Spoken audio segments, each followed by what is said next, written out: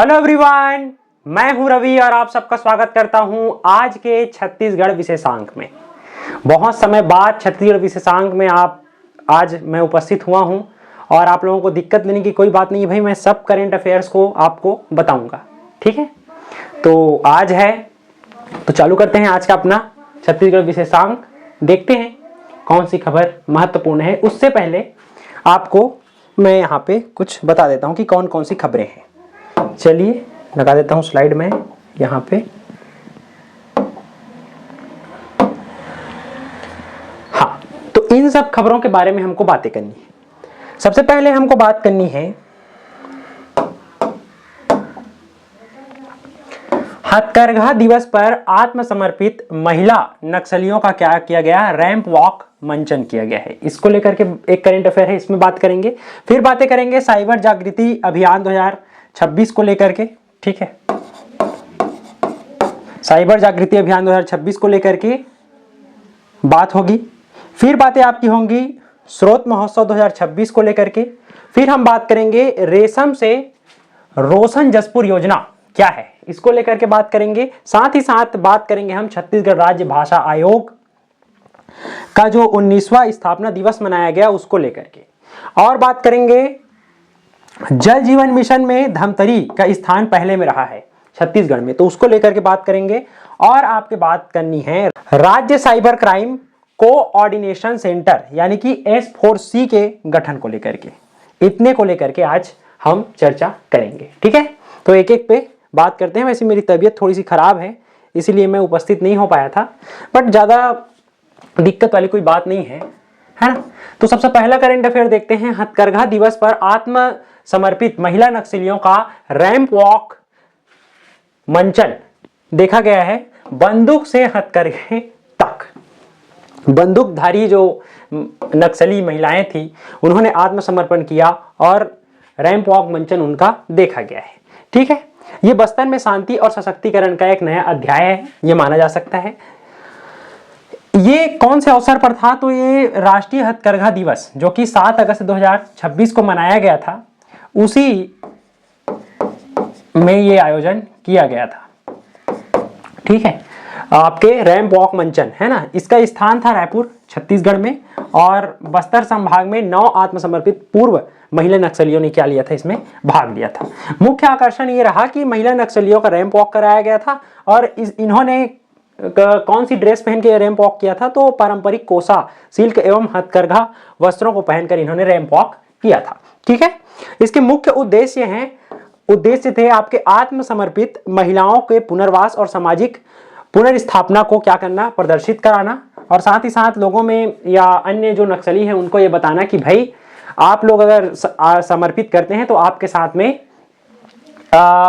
सरकार या शासन उचित व्यवहार करेगी, है ना, दंडनीय तरह से आपको क्या करेगी, मुक्त करेगी और आपके सामाजिक पुनरुत्थान में क्या करेगी, मदद करेगी, आपको रोजगार के अवसर प्रदान करेगी, आपके जो जितने स्किल्स हैं आप उनको क्या करेगी, वो प्रोत्साहन देगी। ये बातें सिद्ध करनी थी और उनके आत्म सम्मान एवं आत्मनिर्भरता को क्या करना है, बढ़ावा देना है। साथ ही साथ इसके उद्देश्य हैं छत्तीसगढ़ के पारंपरिक हथकरघा एवं कोसा शिल्प का क्या करना, प्रोत्साहन करना, है ना, प्रोडक्टिंग करना।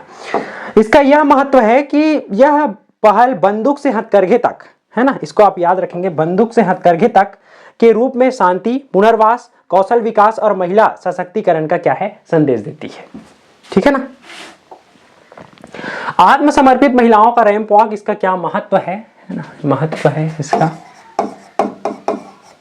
इसका क्या महत्व है, तो इसका महत्व है कि सामरिक सुरक्षा क्या है कि महिलाओं को क्या किया जाता है, नक्सलियों को, है ना, नक्सलियों को कहा जाता है कि दंडनीय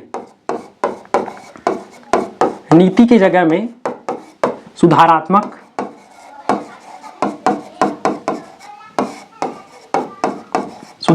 नीति अपनाई गई है। यानी कि अब दंड की जगह में क्या है, सुधरने का एक मौका दिया गया है कि आत्मसमर्पित जो भी कर रहे हैं भाई उनको क्या किया जाएगा, उसके साथ अच्छे से ट्रीट किया जाएगा, अमानवीय व्यवहार नहीं किया जाएगा, उनको क्या प्रदान किया जाएगा, सामरिक सुरक्षा प्रदान किया जाएगा, अमानवीय व्यवहार उनके साथ में नहीं किया जाएगा। और साथ ही साथ उनको क्या दिया जाएगा, रोजगार, और उनकी कलाओं को, उनके जो कला है उनको क्या किया जाएगा, प्रोत्साहन दिया जाएगा। ठीक है। और कई बार क्या होता है जी कि वो एक बातें होती है कि जो आत्मसमर्पण करेंगे उनके साथ पुलिस क्या करेगी, कठोर कार्रवाई करेगी। तो इसमें ऐसा हमने प्रदर्शन करके, मतलब रैंप वॉक करवा के साबित कर दिया है कि ऐसा नहीं होता। ठीक है। जब बल्कि शासन उसके साथ में अच्छा से ट्रीट करेगी, तो बाकी जो नक्सली है उनको भी क्या होगा, अपनी आत्मग्लानि होगी अपने कृत्यों पर, अपने जो कृत्य कर रहे हैं, जो गलत काम कर रहे हैं, है ना, नक्सलवाद फैला रहे हैं, उन पे उनको क्या होगी, ग्लानि होगी, और वो आकर के क्या करेंगे, वो भी आत्मसमर्पित करेंगे, ऐसा कह सकते हैं। ठीक है। ठीक है। तो तबियत खराब है ना। सामरिक सुरक्षा, ठीक है, मानवीय व्यवहार नहीं किया जाएगा, और कठोर दंड की जगह में, कठोर दंडनीय नीति की जगह में सुधारात्मक नीति पर बल दिया गया है। ठीक है, इसको याद रखेंगे, थोड़ी थोड़ी बातें हैं। सामाजिक गरिमा एवं पुनर्वास, उनको क्या दिया जाएगा, सामाजिक गरिमा प्रदान की जाएगी, है ना, जैसे रैंप वॉक में आपको दिखता ही दिखता है। साथ ही साथ उनके पुनर्वास के लिए, पुनः स्थापना के लिए प्रयास किया जाएगा। साथ ही साथ रोजगार कौशल पे इनका क्या किया जाएगा, काम किया जाएगा। आर्थिक स्वावलंबन, है ना, आर्थिक सहायता दी जाएगी।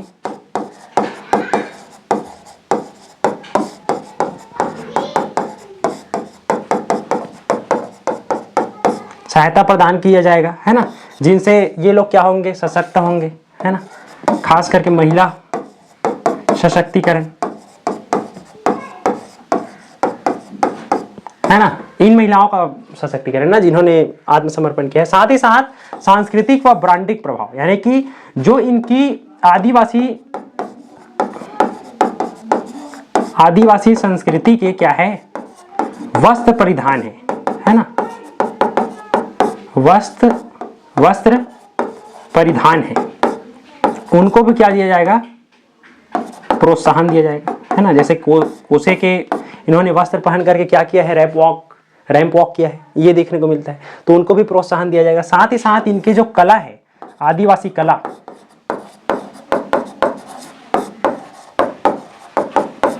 एवं संस्कृति का रक्षण,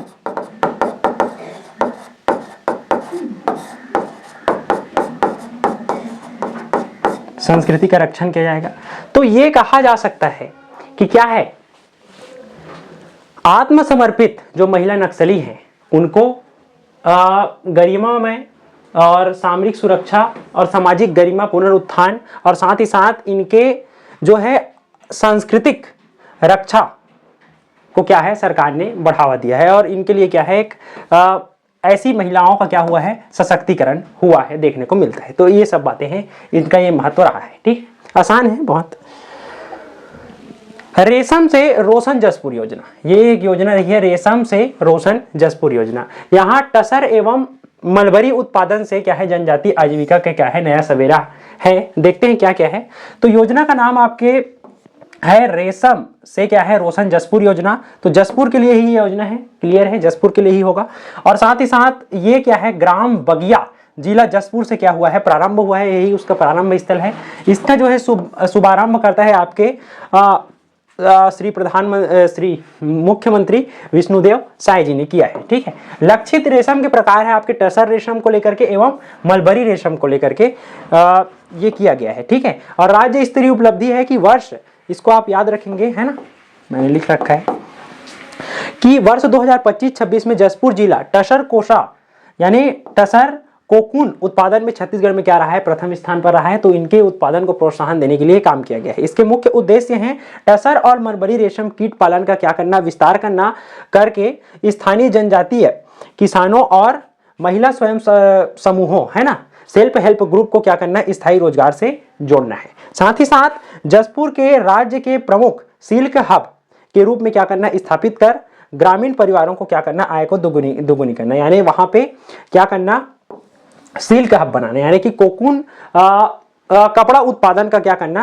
केंद्र बनाना, ऐसी बात है। ठीक है। सॉरी,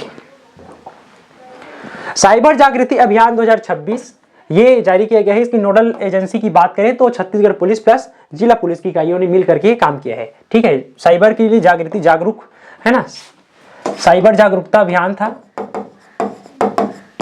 एक साइबर जागरूकता अभियान है। ठीक है, एक साइबर जागरूकता अभियान है जो कि कब चालू हुआ है, 15 अगस्त से चालू हुआ है और ये 2 अक्टूबर 2026 तक के चलेगा, इस 7 सप्ताह। ठीक है, महत्वपूर्ण हेल्पलाइन नंबर की बात करें तो साइबर हेल्पलाइन नंबर को आप देख सकते हैं, है ना, 1930 साइबर हेल्पलाइन नंबर है और जो भी वित्तीय धोखाधड़ी हुई है उन पे आप शिकायत कर सकते हैं साइबर से रिलेटेड। और सोशल मीडिया अभियान साइबर जागृति की एक सेल्फी, तो ये महत्वपूर्ण रहे हैं। साथ ही साथ मुख्य जागरूकता रखी गई है यहाँ पे फिशिंग व मॉलवेयर से बचाव के लिए, और साथ ही साथ आपके वही सोशल मीडिया पर अभियान सोशल जागृति की सेल्फी को लेकर के। ठीक है, ठीक है ना। ये कार्यक्रम स्थल था आपके, कार्यक्रम कहाँ कहाँ किए गए हैं तो स्कूल कॉलेज में, हाट बाजार में और आपके सार्वजनिक स्थल में कार्यक्रम या अभियान जोरों शोरों से चलाया गया है। इसका मुख्य उद्देश्य तो यही रहा है, मैंने जो बताया है ना, फिशिंग व मालवेयर से क्या करना, बचाव करना। ठीक है, मालवेयर ऐसे चीजें होती है, मालवेयर जो कि क्या करते हैं, डेटा को, है ना, कंप्यूटर डेटा को खराब करते हैं, है ना, नुकसान पहुंचाते हैं। ठीक है, नुकसान लिख देता हूं, ज्यादा अच्छा होगा। ठीक है, कंप्यूटर डेटा को क्या करते हैं, नुकसान पहुंचाते हैं, तो उनसे बचाव के लिए बात की गई है। साथ ही साथ ओटीपी, है ना, ओटीपी और आपकी क्या यूपीआई जो पिन पासवर्ड है उसको शेयर ना करने की जानकारी दी गई है। साथ ही साथ संदिग्ध जो एपीके होते हैं ना, एप्लीकेशन सॉफ्टवेयर, यानी कि आप लोग ऐप चलाते हैं उनको, और जो लिंक्स होते हैं उनको डाउनलोड नहीं करना चाहिए, प्ले स्टोर से ही उपयोग करना चाहिए, ये बातें कही गई है। अनजान व्हाट्सएप वीडियो कॉल्स को क्या नहीं करना है, सावधान रहें, ऐसे कॉल को अटेंड ना करें, है ना। और साथ ही साथ डिजिटल अरेस्ट एवं सेक्स ट्रोजन स्कैम से क्या रहें, सतर्क रहें, इन पे बातें की गई है। ठीक है, अब एक और यह है योजना है तो स्रोत महोत्सव 2026। स्रोत महोत्सव 2026 की बात करें तो ये राज्य स्तरीय क्या है, कार्यशाला है, कार्यक्रम रहा है और ये 19 अगस्त 2026 को किया गया है। इसका स्थान रहा है आपके ओमाया गार्डन, रायपुर, छत्तीसगढ़ में। इसका मुख्य फोकस है कि छत्तीसगढ़ की जो सदानीरा एवं मौसमी नदियों के उद्गम स्थलों का क्या करना, संरक्षण एवं पुनरुत्थान करना, इसका मुख्य उद्देश्य रहा है। तो इसके उद्देश्य को लेकर के भी क्वेश्चन बन सकता है। ठीक है, मुख्य उद्देश्य इसका है, ठीक, मुख्य फोकस ये रहा है। मुख्य उद्देश्य की बात करें तो मुख्य उद्देश्य है आपके नदी के सोर्स जो पॉइंट्स हैं का क्या करना, वैज्ञानिक संरक्षण करना, साथ ही साथ उद्गम क्षेत्र में जो जल संरक्षण एवं जल ग्रहण क्षेत्र है उनका क्या करना, संवर्धन करना, एवं लुप्तग्रस्त या लुप्त प्राय, है ना, लुप्त होने वाले हैं या लुप्त हो चुके हैं। ठीक है, लुप्त होने वाले हैं तो इसको लुप्त प्राय बोलते हैं ना। और एक क्या, लुप्त क्षतिग्रस्त, जो कि क्या है, क्षतिग्रस्त है ना। और लुप्त प्राय मतलब जो लुप्त होने के कगार पर हैं, तो उनको क्या किया गया है, उद्गम स्थलों का वैज्ञानिक पुनरुत्थान किया जाएगा। और साथ ही साथ नदी उद्गम स्थलों की क्या की जाएगी, ISRO आधारित मैपिंग एवं वैज्ञानिक निगरानी किया जाएगा। ठीक है, नदी उद्गम संरक्षण के 5 प्रमुख स्तंभ हैं। इनके प्रमुख स्तंभ ये हैं कि मानचित्रण करना है, फिर उसके बाद संरक्षण और पुनर्भरण, और साथ ही साथ जन भागीदारी, और जन भागीदारी के साथ में क्या करना, कार्य योजना, इसका मतलब कार्य करना इसके पुनर्भरण का। ठीक है, तो इसमें साझेदार संस्थाएं भी रही है आपके national water academy, NWA Pune, और साथ ही साथ ये इसकी क्या भूमिका है कि जल अभियांत्रिकी तथा अधिकारियों या अभियंताओं का क्या करना, सक्षमता से क्या करना, निर्माण करना। साथ ही साथ एंट्रिक्स कॉर्पोरेशन बेंगलुरु, ये क्या है आपकी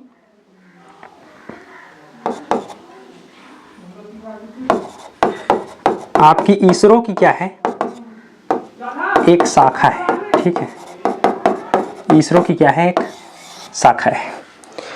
साथ ही साथ इनका क्या काम रहा है, इनका क्या काम है, तो इसका काम है आपके सैटेलाइट इमेजरी एवं जियो स्पेशियल टेक्नोलॉजी के माध्यम से उद्गम क्षेत्रों का वैज्ञानिक क्या करना, मानचित्रण करना। ठीक है। और पायलट प्रोजेक्ट के तहत में इन कुनकुरी तहसील जिला जसपुर का किया गया था। मैंने बताया आप करंट अफेयर को क्या कर लेना, कनेक्ट कर कीजिए। इसमें महत्वपूर्ण विवेचन किया गया है एक पुस्तक का जिसका नाम है आपके नीर नारी निधि। ठीक है, जो जल संचयन एवं महिला नेतृत्व पर क्या है, आधारित पुस्तक है। ठीक, इसका क्या किया गया है, विमोचन किया गया है। छत्तीसगढ़ राज्य भाषा आयोग, छत्तीसगढ़ राज्य भाषा आयोग का 19वां स्थापना दिवस क्या किया गया है, समारोह मनाया गया है। ये इसकी थोड़ी पृष्ठभूमि की बात करें तो ये जो विधेयक है वो पारित कब हुआ था आपके 28 नवंबर 2007 को, लेकिन इसका कार्य जो आरंभ हुआ था वो था 17 अगस्त 2008 को। तो उसी के परिप्रेक्ष्य में क्या किया गया है, 14 अगस्त को हर साल क्या मनाया जाता है, आपके छत्तीसगढ़ राजभाषा आयोग की स्थापना दिवस मनाया जाता है। ठीक है, तो ये हर साल मनाया जाता है और ये वाला क्या था, 19वां था। और इसका जो स्थान है वो है सिविल लाइन रायपुर में। इसका क्या किया गया था, रायपुर में आयोजन किया गया था। प्रमुख गौड़ बात का एक विषय रहा कि बाबा तुलसीदास साहित्य मां छत्तीसगढ़, ये प्रमुख गौड़ बात का विषय रहा है। एक एक पे और चर्चा करेंगे। इसके अध्यक्ष है आपके प्रभात मिश्रा जी ने इसकी अध्यक्षता की है एवं सचिव रही आपकी अभिलाषा बिहार। ठीक, इसका उद्देश्य है कि छत्तीसगढ़ को 8वीं अनुसूची में क्या करना है, शामिल करना है। मतलब छत्तीसगढ़ी भाषा को क्या करना है, सॉरी छत्तीसगढ़ बोल रहा था, छत्तीसगढ़ी भाषा को 8वीं अनुसूची में शामिल करना है और राजकाज की भाषा बनाना है तथा साहित्य का क्या करना है, संरक्षण एवं संवर्धन करना है छत्तीसगढ़ी साहित्य का। ठीक, तो 8वीं अनुसूची की बात करें तो 8वीं अनुसूची आपकी क्या है, राजभाषा से संबंधित है और इसमें कुल क्या है, 22 भाषा है। याद रखें कि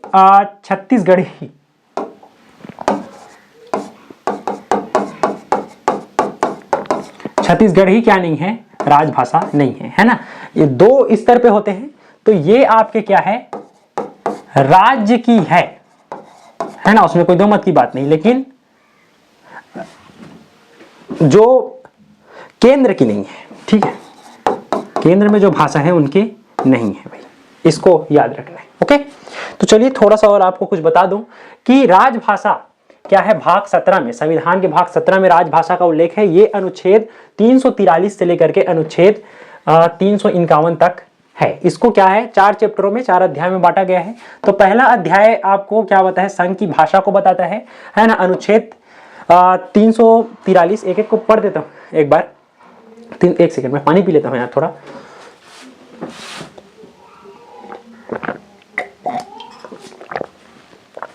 बहुत ज्यादा ही मतलब तबीयत खराब है थोड़ा। अनुच्छेद 343 है ना, संघ की राजभाषा देवनागरी लिपि हिंदी। तो उसकी जानकारी देती है कि संघ की जो राज्य भाषा है वो क्या होगी, देवनागरी होगी उसकी लिपि, और भाषा क्या होगी, हिंदी होगी।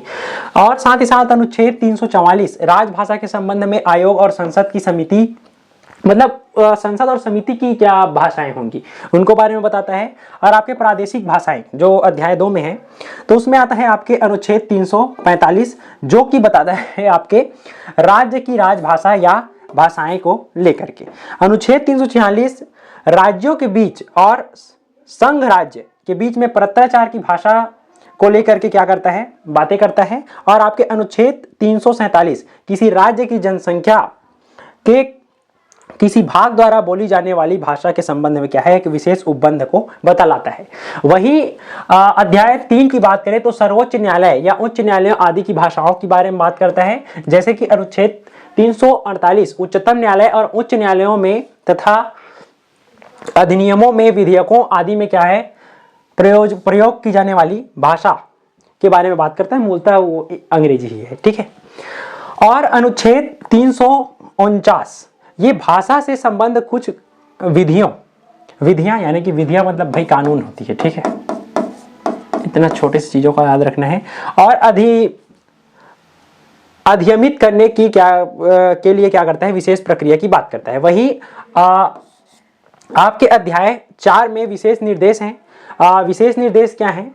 तो इसमें है आपके अनुच्छेद 350 में व्यथा के निवारण के लिए क्या है, अभ्यावेदन में प्रयोग की जाने वाली भाषा के बारे में बात करता है। वही बात करता है आपके अनुच्छेद 350A प्राथमिक स्तर पर मातृभाषा में शिक्षा देने की सुविधाओं के लिए बात करता है। साथ ही साथ अनुच्छेद 350B भाषाई अल्पसंख्यक वर्गों के लिए विशेष अधिकारी की नियुक्ति की बात करता है। वही अनुच्छेद 351 हिंदी भाषा के विकास के लिए क्या करता है, निर्देश प्रदान करता है। एक एक अनुच्छेद इंपॉर्टेंट है, सबको मैंने बता दिया है शॉर्टकट में, ठीक है। वैसे शॉर्टकट में लिख के मैं ला लेता हूँ। अब हमको जो बात करनी है, हमको जो बातें करनी है भाई, वो बातें करनी है आपके अनुच्छेद 345 को लेकर के राज्य की राजभाषा या भाषाएं। तो इसी से अपना जो है क्या बना है, आयोग का गठन हुआ है, ठीक है, राजकीय राज्य भाषा आयोग का, इसलिए मैं बता रहा हूं। तो अनुच्छेद 345 राज्य की राजभाषा या भाषाएं, इसमें क्या है, मूल प्रावधान है कि इस अनुच्छेद के अनुसार किसी राज्य का विधानमंडल है ना, विधि बना करके, कानून बना करके क्या कर सकता है, उस राज्य में उपयोग की जाने वाली किसी भी एक या अधिक भाषाओं को अथवा हिंदी को उस राज्य के सभी या किन्हीं शासकीय प्रयोजनों के लिए क्या कर सकता है, राजभाषा के रूप में अंगीकार कर सकता है। यानी कि बात करें तो राज्य को पूरी तरह से स्वतंत्रता है कि वह अपने क्या कर सकता है, राज्य में सर्वाधिक बोली जाने वाली भाषा को क्या कर सकता है भाई, राजभाषा के रूप में, राज्य राजभाषा के रूप में अपना सकता है। तो इसी के तहत हम लोगों ने भी उसको अपनाया है, ठीक है ना। और हिंदी की बात करें तो भाई आपकी छत्तीसगढ़ी भी हिंदी में ही आती है, ये बात आपको याद रखना है, ठीक है। छत्तीसगढ़ी हिंदी के भी रूप हैं, तो ये हिंदी में ही आती है, इसको, ठीक है, इसको याद रखना है आपको। तो वही छत्तीसगढ़ ने भी इसको क्या किया है, राजभाषा के रूप में दर्जा दिया है। एक एक पे और बात करेंगे आगे चल के। तो छत्तीसगढ़ राजभाषा आयोग के क्या है, प्रमुख कार्यक्रम भी थे अभी हाल ही में। तो इनके कार्यक्रम हैं आपके माई कोठी योजना पे बात की गई है। ये छत्तीसगढ़ भाषा साहित्य एवं संस्कृति के संबंधित पुस्तक रचनाओं का क्या है, लेखकों के क्रय कर संग्रह एवं संरक्षण की बातें की गई हैं इसमें। और साथ ही साथ बीझा कार्यक्रम चलाया गया है, जो लुप्त एवं प्रचलित देशज आंचलिक छत्तीसगढ़ी शब्दों का क्या है, संकलन है एवं पुनर्प्रचलन की बात करता है, ठीक है। धान कोठी साहित्यकारों, शोधार्थियों एवं छात्रों के लिए क्या है, संदर्भ ग्रंथालयों की क्या है, व्यवस्था करने की बात की है धान कोठी के तहत, कार्यक्रम के तहत। और साथ ही साथ आपके एक और कार्यक्रम है प्रकाशन एवं शोध को लेकर के भी बातें की गई है इस कार्यक्रम में, कि छत्तीसगढ़ मानकीकरण और प्रशासनिक शब्दकोश एवं शोध पत्रिकाओं आदि का क्या करना है, प्रसारण करना है। सीधा सीधा है, फर्स्ट फैक्ट है, ठीक है। राजभाषा आयोग 19वां स्थापना दिवस की ऐतिहासिक पृष्ठभूमि की मैं बात कर चुका हूं कि ये लागू कब हुआ था। तो लागू की मैं बात किया हूं, आपको एक बार कनेक्ट कर देता हूं, मैं कनेक्ट कर रहा हूं आपको, ठीक है। तो ये जो लागू हुआ है वो 14 अगस्त 1908 को लागू हुआ है, उसी के तहत में हमारा क्या है, मनाया जाता है, ठीक। वैसे विधेयक नवंबर में पारित हो गया था, मैंने बताया, लेकिन इसी के अनुरूप क्या है, हर साल प्रतिवर्ष, हर साल कहना थोड़ा ये होगा,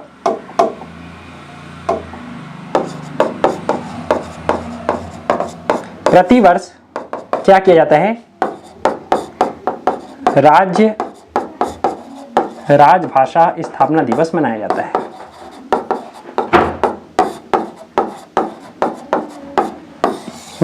ठीक है।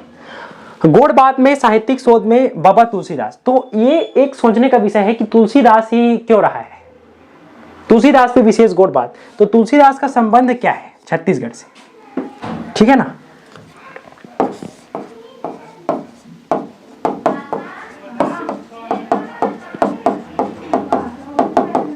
तुलसीदास का संबंध क्या रहा है, तो तुलसीदास का संबंध बहुत गहरा है रामचरितमानस में, है ना। इसकी रचना को आप लोग याद रखना है, वैसे सबको मालूम होगा रामचरितमानस इसकी रचना है। और वही रामायण की बात करें तो रामायण वाल्मीकि की रचना है, दोनों क्लियर है, आपको दोनों को याद रखना है। तो उसमें इन्होंने दंडकारण्य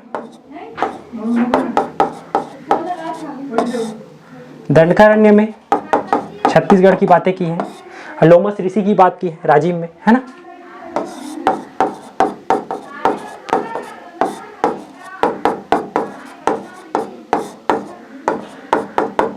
लोमस ऋषि को लेकर के बातें की है और इन्हें क्या कहा है, कल्पांत जीवी।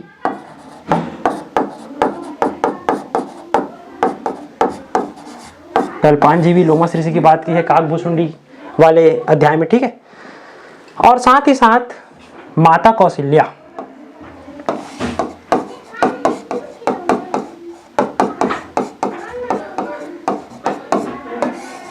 तो इन सब का क्या है, एक व्यापक संबंध रहा है तुलसीदास का। तो इसी को लेकर के तुलसीदास में क्या है, और माता कौशल्या का क्या है, ये जन्म स्थान रहा है छत्तीसगढ़, यानी कि क्या है, राम हमर मन के कहा रे भांचा है रे। तभी तो हम भाई, तब तो हम लोग क्या करते हैं, उसको प्रणाम करते हैं। तो ये सारी चीजें जुड़ी हुई है छत्तीसगढ़ की संस्कृति से लेकर के। तो इसीलिए तुलसीदास को क्या बनाया गया है, इस पे विषय बनाया गया, ठीक है। संस्थागत नेतृत्व किया है आपके मिश्रा एवं बिहार ने, और इन्हीं के नेतृत्व पर कार्यक्रम, है ना, कार्यक्रम हुआ है आपके माई कोठी योजना। और आपके तो इसमें क्या किया गया है कि जो रचनाएं हैं इनके नेतृत्व में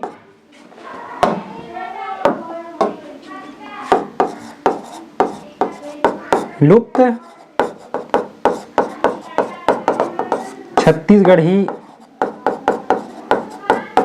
रचनाओं के सृजन में बात की गई है। साथ ही साथ बात की गई है आपके कि छत्तीसगढ़ी भाषा के विस्तार को लेकर के।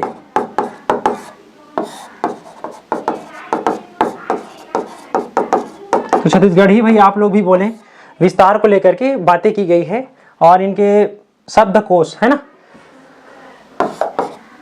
ग्रंथ को लेकर के, छत्तीसगढ़ी साहित्य को लेकर के इनमें बातें की गई है। तो आप लोग भाई छत्तीसगढ़ी जरूर बोलें, ठीक है। और 8वीं अनुसूची व कामकाज के अभियान, यानी कि इसको क्या है, 8वीं अनुसूची में शामिल करने की बातें की गई है।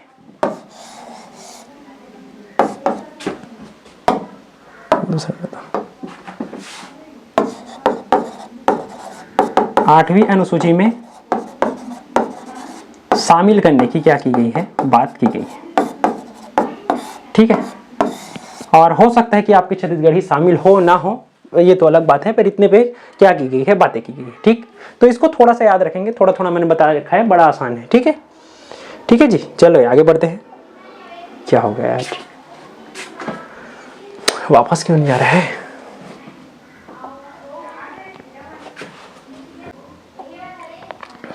ठीक हो गया, चलो।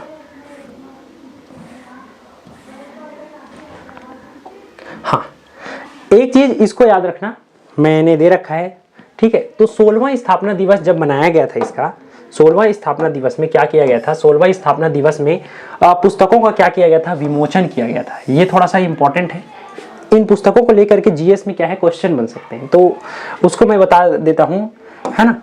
तो जगमग आकाश और उज्जर धरती, डॉक्टर परदेसी राम वर्मा की पुस्तक है, इनका विमोचन किया गया था। और समकालिक छत्तीसगढ़ के साहित्य या निबंध संग्रह, ठीक है। और आपके हंसाराम साहू की कृति का क्या किया गया था, विमोचन किया गया था। साथ ही साथ चुरवा भर के प्यास, चुरवा भर के प्यास जो नारायण वर्मा जी की पुस्तक है, उनमें छत्तीसगढ़ी गद्य एवं चिंतन को लेकर के क्या किया गया था, ये मतलब इसका विषय है, तो इनका किया गया था। साथ ही साथ आपके रामायण के भाग 4 जो कि विशाल वैष्णव की पुस्तक है, जिनका विषय है आपके पौराणिक अनुवाद एवं व्याख्या की गई है, किसके, रामायण की, है ना, रामचरितमानस की या रामायण की, तो ये उनकी कृति है, तो इनका भी विमोचन किया गया था। साथ ही साथ आपके बिलौती जो कि सुरेश प्रसाद जायसवाल की पुस्तक है, इनका विमोचन। साथ ही साथ कलम के नांगर, इसका लेकर के बंगाली प्रसाद ताम्रकार की ये है रचना है इनको। और समीलहा को लेकर के जगदीश सोनी की पुस्तक है, इसका विमोचन। साथ ही साथ आपके कहानी औ, है ना, कहानी औ लोक कथा, ठीक, तो दिनेश चौहान की पुस्तक है उनका। साथ ही साथ हम तो ममा राम के, हम तो ममा राम के। ठीक, ये है आपके रमेश विश्वहार की जी की पुस्तक है, तो इनका विमोचन किया गया था। आपके सुंदरकांड का भी विमोचन किया गया था, जो पंडित विजय पांडे की सुंदरकांड है उसका। और साथ ही साथ एक कहानी हाना के भाग 2 है ना, एक कहानी हाना के भाग 2 का क्या किया गया है, जो विमोचन किया गया है, जो कि हरिशंकर देवांगन की पुस्तक है। इसका आप लोग याद रखेंगे, है ना। लेकिन 16वां स्थापना दिवस में किया गया था ना, इसको आपको याद रखना है, इसमें नहीं किया गया था। तो ये जीएस में पूछ सकता है, इसलिए मैंने इनको पढ़ दिया है एक बार। जल जीवन मिशन में क्या है, धमतरी पहले स्थान पर रहा है छत्तीसगढ़ में।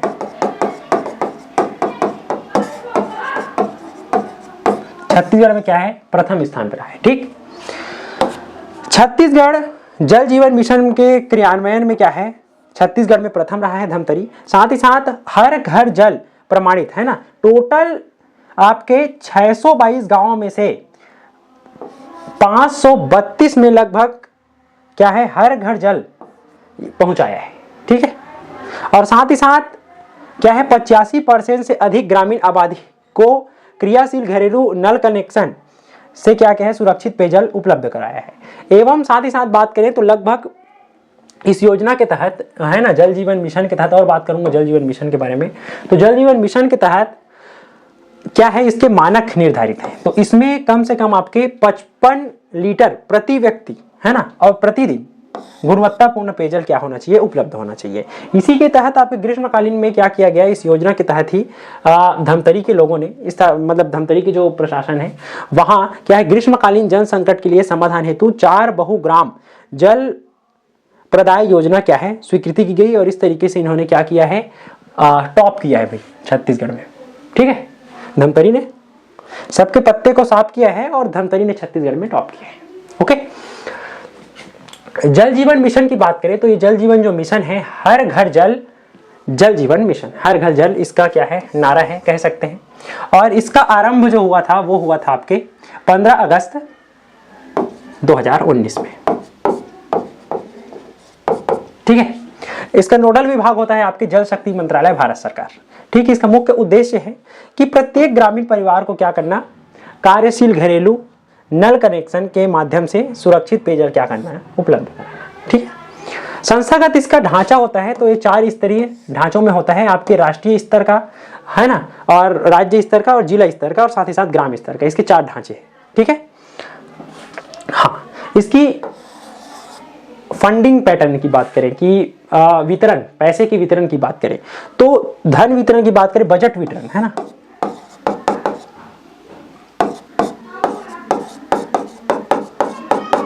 बजट वितरण, धन वितरण बोल सकते हैं, ज्यादा बेस्ट रहेगा है ना। धन वितरण की बात करें तो पूर्वोत्तर एवं जो हिमालयी राज्य हैं उनमें क्या है, 90% केंद्र सरकार देती है और 10% राज्य सरकार वहन करती है। ठीक है, और वहीं अन्य राज्यों में 50-50%, यानी 50% राज्य सरकार का, 50% केंद्र सरकार का। हमारा क्या है, 50-50 है। ठीक है, छत्तीसगढ़ का। ठीक है, बिना विधायिका वाले जो केंद्र शासित प्रदेश हैं, जैसे कि दिल्ली विधायिका वाली केंद्र शासित प्रदेश है, तो वहां क्या है, पूर्ण रूप से केंद्र सरकार नहीं देगी, वहां 50-50% होगा, याद रखना है। लेकिन जो बिना केंद्र शासित प्रदेश हैं, बिना विधायिका वाले, वहां पे पूरा केंद्र सरकार क्या करेगी, उसका वहन करेगी। ठीक है, जल जीवन मिशन के कुछ और भी तथ्य हैं, तो इसको आपको याद रखना है, थोड़ा सा जीएस में पूछ सकते हैं। तो पहला हर घर जल प्रमाणिक राज्य बना था आपके गोवा। ठीक है, गोवा ने पहला टॉप किया था। ठीक है, याद रखना है, राज्यों की श्रेणी की बात करें।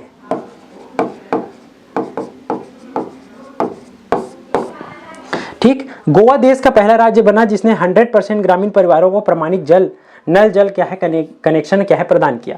और आपके केंद्र शासित प्रदेश की बात करें, प्रथम केंद्र शासित प्रदेश की भारत में, तो ये है आपके दादर और नगर हवेली तथा दमन और दीव। ठीक, और पहला प्रमाणिक जिला है आपके बुरहानपुर, जो कि मध्य प्रदेश का है। तो ये बुरहानपुर देश का क्या है, पहला हर घर जल प्रमाणिक जिला क्या था, बना था। तो इतने को लेकर के याद रखनी। ठीक है, राज्य cyber crime coordination centre S4C का क्या किया गया है, गठन किया गया है। तो ये संस्थागत गठित संस्था का नाम मैंने बताया कि आपके state cyber crime coordination centre, है ना, S4C का गठन हुआ है। और इसका मुख्यालय है आपके पुलिस मुख्यालय है, ठीक, आपके PHQ, है ना, पुलिस हेडक्वार्टर, ठीक, ये PHQ लिखा हो मतलब थोड़ा सा डिस्टर्ब नहीं होना है, रायपुर छत्तीसगढ़ में ये स्थित है। इसका मूल उद्देश्य है कि राज्य के सभी रेंज, जिला साइबर थानों को तकनीकी प्रशासनिक सहायता क्या करना, देना, प्रदान करना, और साथ ही साथ अंतरराज्यीय साइबर गिरोहों पर क्या करना, नेकल कसना, ठीक, उन पर अंकुश लगाना।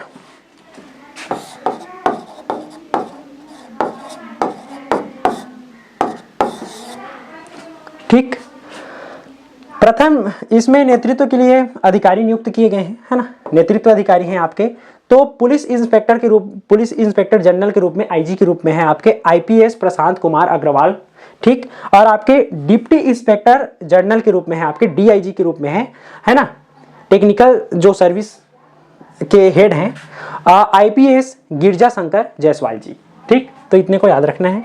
और आगे बढ़ते हैं आपके, है ना, तो state cyber crime coordination centre यानी S4C का क्या है, महत्व को देखते हैं, है ना, या लाभ को देखते हैं। तो साइबर थानों को तकनीकी व प्रशासनिक मदद मिलेगी, ठीक है, आपके S4C राज्यों के साइबर थानों को तकनीकी सहायता, आधुनिक साइबर टूल्स और मार्गदर्शन देगा। साथ ही साथ अंतर राज्यीय अपराध धरपकड़ समन्वय, ठीक है, धरपकड़ समन्वय को बढ़ावा मिलेगा। आपके S4C दूसरे राज्यों की पुलिस और I4C के साथ में मिलकर के, है ना, तो इसका मतलब है I4C का मतलब है आपको, I4C का मतलब है कि इंडियन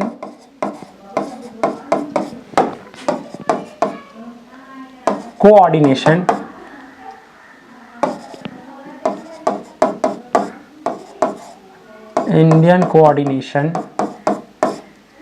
सेंटर, है ना, यानी कि I4C, ठीक, तो इसके साथ में मिल करके क्या करेगी, साथ में मिल करके साइबर अपराधियों को पकड़ने में क्या करेगी, मदद करेगी, ठीक। साथ ही साथ आपके रियल टाइम खाता फर्जिंग व वित्तीय राहत मिलेगी लोगों को, ठीक है। S4C बैंक और अन्य वित्तीय संस्थानों के साथ में मिल करके ठगी की रकम को क्या है, तुरंत फ्रीज कराने के लिए क्या करेगा, काम करेगा। साथ ही साथ आपके जो नेतृत्व एवं डिजिटल फॉरेंसिक अधिकारी, IPS अधिकारी जो बने हैं, उनके नेतृत्व में काम होगा कि तो आपके S4C के नेतृत्व में डिजिटल सबूतों की जांच और सुरक्षित संकलन किया जाएगा, जिससे साइबर अपराधियों को सजा दिलाने में क्या होगी, मदद मिलेगी, ठीक। तो इतनी बात है बस, ठीक, इतना ही करेंट अफेयर था। और आपको यदि ये स्लाइड पाना है तो आप मेरे ग्रुप में जुड़ सकते हैं, ग्रुप लिंक डिस्क्रिप्शन में मिल जाएगा। साथ ही साथ ये मेरा नंबर है, आप मुझे कांटेक्ट कर सकते हैं, मैं आपको जोड़ दूंगा, ठीक। और यहाँ से जब मिलेगा स्लाइड तो आप यहाँ से क्लिक करके भी मेरे ग्रुप में जुड़ सकते हैं, कोई दिक्कत नहीं है ना। तो चलिए फिर मिलते हैं कल, तब तक के लिए लेते हैं आप सबसे विदा। मतलब जब भी आएगा तब मिलूंगा भाई, जब भी आएगा मैं यहाँ आ जाऊंगा, आपको दिक्कत नहीं लेना है करेंट अफेयर को लेकर के, ठीक है। तो लेते हैं आप सबसे विदा। जय हिंद, जय भारत, जय छत्तीसगढ़।